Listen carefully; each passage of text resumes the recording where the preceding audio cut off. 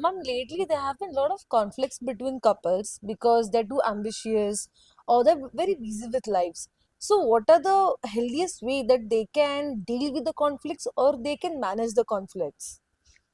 Well, there's nothing like managing conflicts. Mm-hmm. It's first and foremost accepting that there's a conflict. And if both the people have a very strong personality, the best thing would be to be able to communicate each other's issues that are bothering them, Mm-hmm. and this can be done even in a very compassionate manner without becoming aggressive and without losing cool.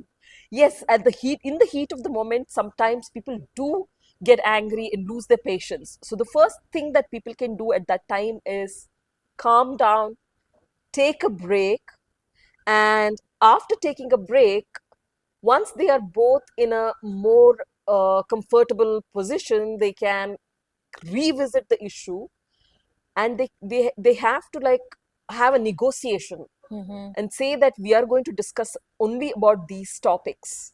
Mm-hmm. Put the topics on the table, share your what are the concerns, or I wouldn't even want to call them as complaints. What are the concerns on both the sides, Mm-hmm. and give a listening ear, and at the same time with a patient hearing, and also when the other is has to talk, let them be more compassionate in their expression.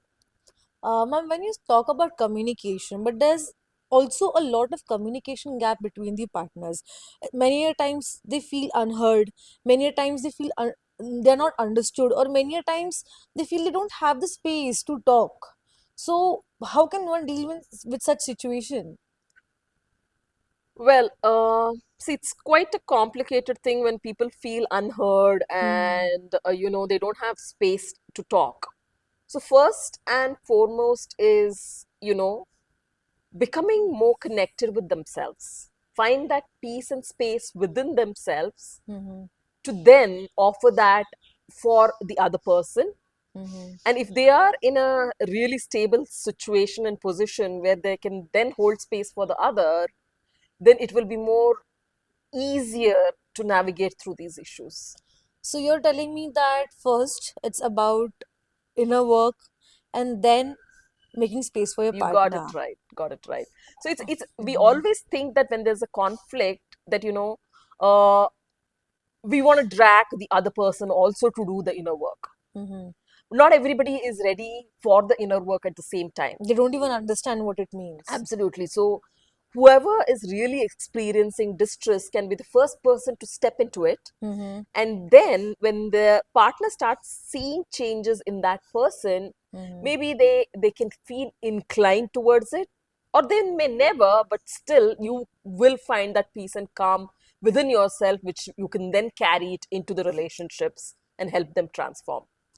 Now, when you say, like working on yourself, I don't think it's as easy as it sounds. Definitely not. So, how can one work on it? And does it really make a difference in the relationship? Yes, definitely. See, both the parties are adding energies in the Mm-hmm. relationship, right? Right.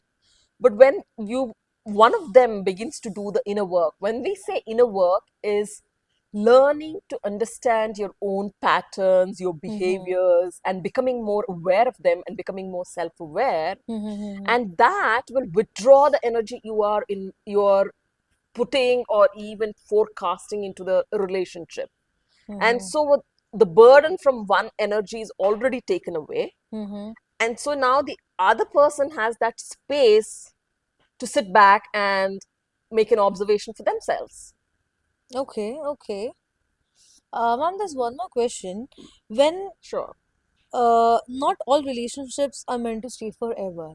So, when should one know that it is something that they need to try to fix it, or it is time for them to walk away?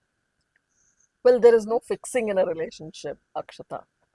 You Mm-hmm. don't fix relationships. We heal relationships, and we give space for the other person to heal and grow Mm-hmm. as we are healing and growing.